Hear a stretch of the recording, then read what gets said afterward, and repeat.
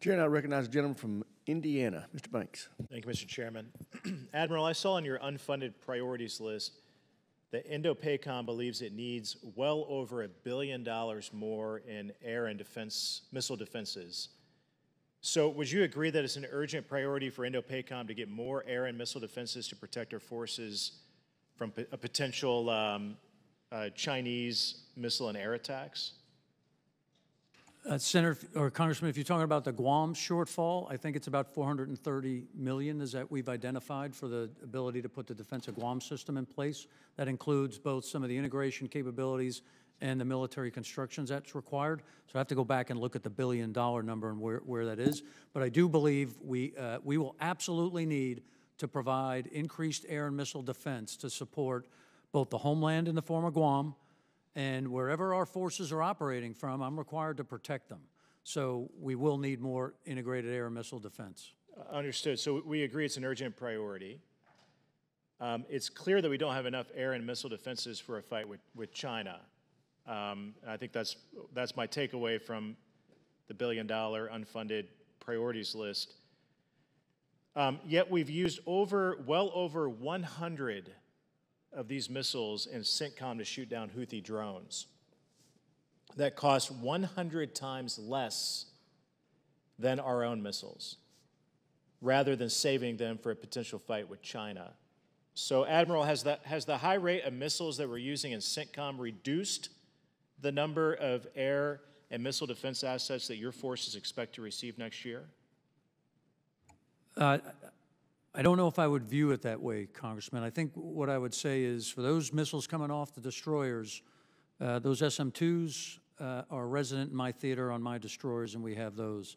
If you're talking about THAAD and Patriot, which, again, is going to be a pretty large portion of what we're going to need to defend air bases and those other places where our forces are, I don't think those have been employed at the large number that would impact me. What I would say is, you know, I commend those sailors and the joint force in CENTCOM that are executing the protection mission against both our forces and those tankers.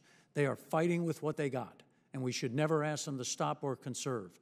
What we do have to do is move forward on our directed energy path to be able to get on the right side of this cost curve. So your point is completely valid, but bottom line, mission success there, I would never ask them to restrict what they need to do.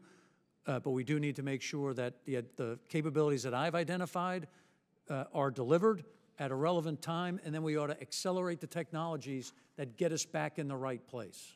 Yeah, I appreciate your candor on that, and well put and well understand. Dr. Ratner, has President Biden's failure to deter attacks on forces by Iranian proxies deprived our forces in Indo-Pacom of vital assets that we might need for a potential fight with China, based on what you just heard the Admiral say? Congressman, our position is that deterrence in the Indo-Pacific is real and strong, and we're doing everything we can to keep it that way. If we don't have enough air and missile defense assets for one region, how can we expect to be trying to fight in two different regions? I mean, it's an obvious trade-off, right?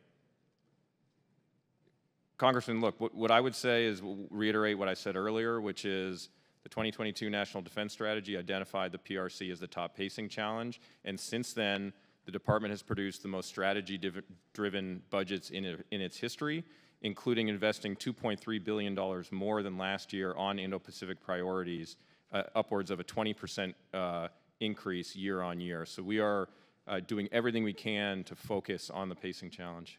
All right, thank you. I yield back.